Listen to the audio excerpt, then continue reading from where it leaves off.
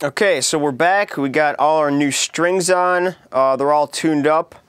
And so now what we're going to do to finish this off is we're first just going to put the lockdown screws just back on, but we're not going to tighten them down. Just put them on so they're there. So now all the strings should be free to still adjust with the regular pegs. Once we lock these down, we're not going to touch these over here. All right? So I like to just kind of lay these in there. All right, now, what I like to do to stretch these strings out so that they don't stretch after we lock this whole thing up is what you want to do is kind of take your string, almost like a claw here. With these 3 fingers, I'm going to grab the big string, and then my thumb is going to act to push down the string. So I like to start up high in the neck. I'm going to push down with my thumb and then tug with my fingers, okay? So, and I work my way down the string as I do this. Don't worry about the string breaking. It's not going to break on you. You just want to give a good tug to kind of feel some tension there and go all the way down the string with it. Okay?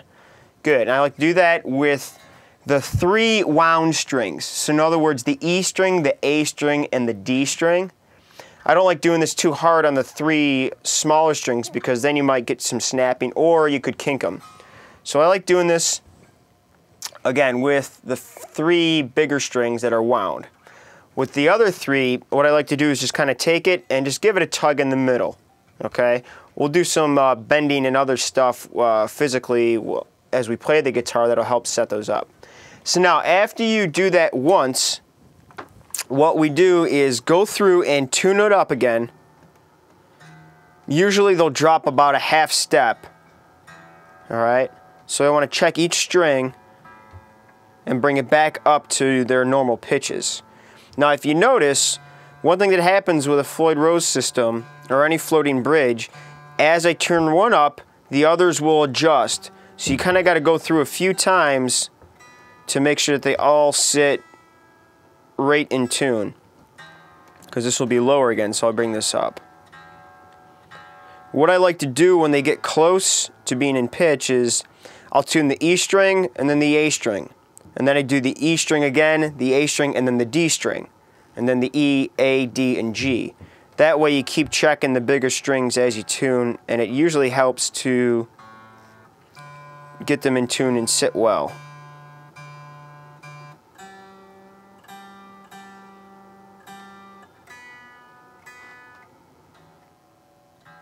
Okay, and we don't have to be exact, just get it close.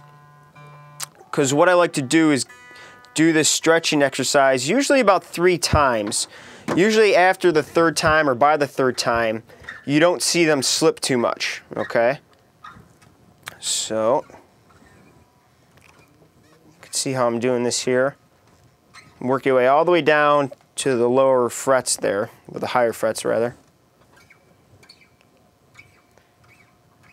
Alright. Give a little tug and retune it once again.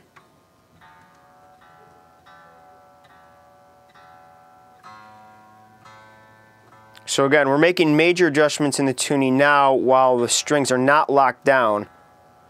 And once we get this right on, we'll lock it down. And then we fine tune it with the fine tuning pegs at the back of the guitar.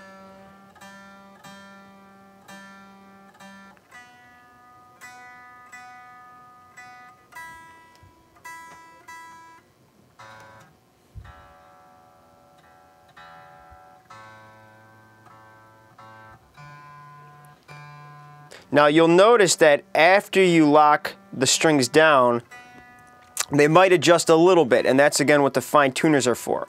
So now I got the strings so that they're all tuned the way they should be. So now I'm going to take my wrench here and lock these back down.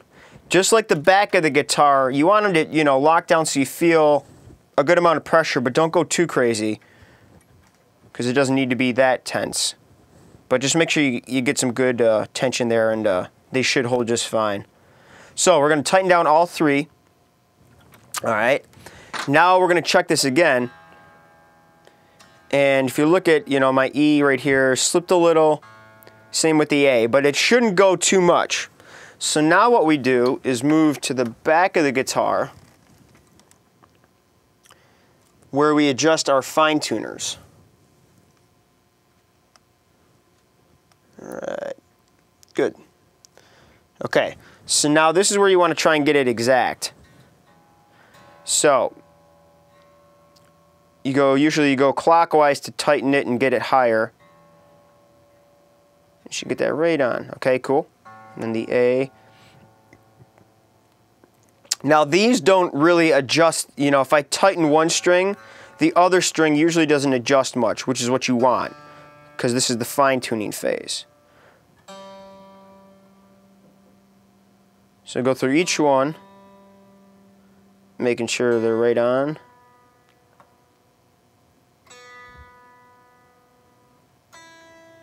All right, good. Now, one other thing I like to do, just to make sure this sits well, is get on the whammy bar and just give some really good tugging down and up. Okay? Again, this is kind of your final test. If you stay in tune after you do this stuff, you know you got everything set up right. All right, and they'll adjust a little bit. So again, this is where you kind of want to go through and fine tune it one more time. Because again, they'll stretch a little bit, so you got to double check it. And sometimes, if you need to keep loosening it up and you run out of room to keep fine tuning it, open the locks back up on the nut, and then use the regular tuners to get it closer. And make sure you reset your fine tuning pegs to be in the middle. All right.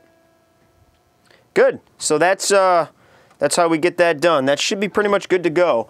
One thing I like to do, even though they're brand new strings, is to clean them off after you're done, because there's usually some factory residue on there and stuff like that. So I'm going to take my old shirt here and get some string cleaner. This is the stuff I like to use, the Kaiser Stringfellow stuff. So just spray a couple squirts right on your cloth, and then what I like to do is run it through each string, up and down. Now this is what I do every time after you're done with a session with playing your guitar. It's good to do this, because again, it gets all the gunk, oil, and grease off the strings that collects.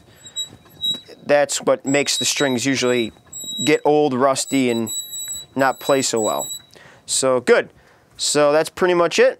You should be good to go. So have fun, and we'll talk to you soon.